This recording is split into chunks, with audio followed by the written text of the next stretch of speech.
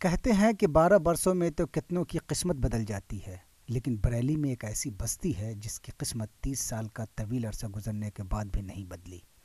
इस बस्ती का नाम बाकरगंज है, मगर इस बस्ती को कूड़ा घर के नाम से जाना जाता है।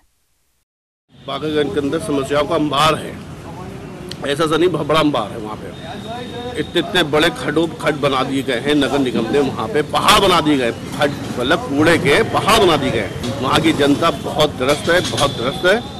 और वहाँ पे इतना बड़ा मतलब अब रह सा जो कमी रही वो नगर निगम ने पूरी करी। वहाँ पे अतिक्रमण करा के अतिक्रमण करा और सब मलबा वलबा उसका वहीं के वहीं पड़वा है आज के।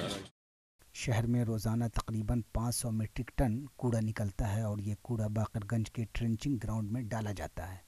अहम बात यह है कि मज़कूरा ग्राउंड भी पूरा भर चुका है, जिसके सबब मकामी बाशिंदे मुख्तलिफ बीमारियों का शिकार हो रहे हैं।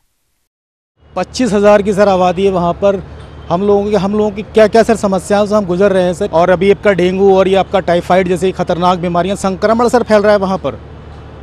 प्रशासन अलर्ट हुआ, जिला प्रशासन में बाहर से टीम आई देखने के लिए। हमको इस चीज़ के लिए जागरूक किया गया कि अपने घर के आगे सफाई रखें। अब बताइए सर, वहाँ पर इतना कूड़ा वहाँ फैला है, कैसे सर सफाई रखें हम? कितने हमारे बच्चे सर वहाँ पे, कितने लोग अस्पताल में एडमिट हैं, कितने लोग मर चुके हैं, लेकिन कोई सुनने वाला नहीं है सर। बताया जाता है कि बरेली म्यूनसिपल कॉरपोरेशन ने इस कूड़ा घर को किसी दूसरे मकाम पर मुंतकिल करने की कोशिश भी की थी, लेकिन वो कोशिश भी पाए तकमील तक न पहुंची। अब अफसरान इस कूड़े के खात्मे के लिए नया मंसूबा तैयार करने की बात कह रहे हैं।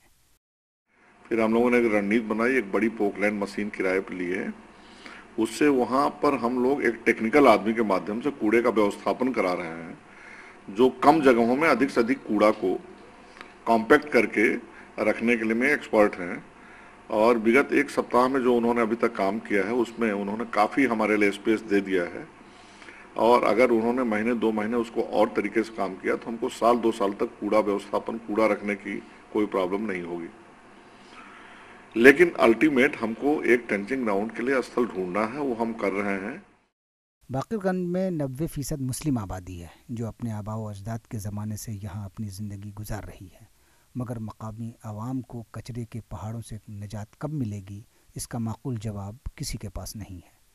ईटीवी भारत के लिए बरेली से मुस्तफ़ीज़ अली खान की रिपोर्ट।